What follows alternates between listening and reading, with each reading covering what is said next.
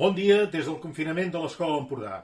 Avui us porto un petit recurs que jo feia servir a vegades per explicar amb això de la teoria de la comunicació, emissor, receptor, com tots dos tenien que entendre el mateix llenguatge i com es codificava un llenguatge. De fet, es tracta d'una animació mexicana que diu així: hojita de té, de té, de té, hojita de té, té. Aleshores, vosaltres, des de casa vostra, heu de repetir amb mi, no és gaire difícil.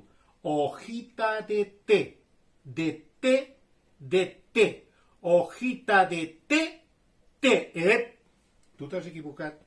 Al final, en comptes de dir té, has dit de té. Tornem-hi, va. Hojita de té, de té, de té, hojita de té, té. Molt bé, ara ho hem encertat tots. Menys tu, que ja he vist que no feia res. Però bueno, no passa res. Aleshores, ara ho complicarem una mica més, ja que hem de dir el mateix, però acompanyant-se picant de mans. Mireu com ho faig jo. Hojita de té, de té, de té, hojita de té, té. Tornem-hi. I ara acompanyeu-me. Hojita de té, de té, de té, hojita de té, té. No t'has assabentat que al final és té, no de té. Té. Vale. Posaràs atenció? Vale, gràcies. És que si no, ens atabalem. Tots els altres que intentem fer-ho bé, ens atabalem. No passa res. No ploris, no passa res. Va, tornem-hi. Tornem-hi, va.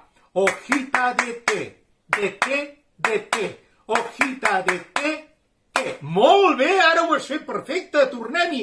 Hojita de té, de té, de té, hojita de té, té.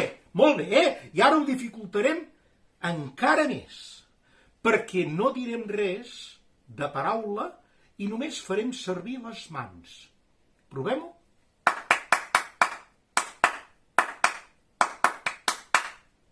Va, som-hi una altra vegada.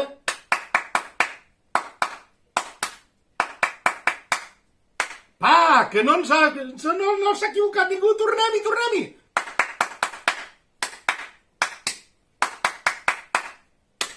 Molt bé. Doncs mireu, sabeu què? Que hem après un llenguatge. Mireu, què dic ara? Exacte, hojita de té. Molt bé, hojita de té. De té. De té. Té. Molt bé. Doncs mireu, ara quan sortiu al carrer amb la mascareta, us acosteu amb una altra persona que tingui mascareta, fins als 2 metres, això sí, i li feu.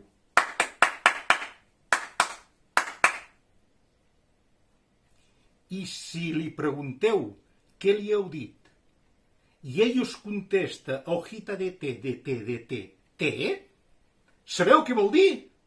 Que també ha vist aquest vídeo.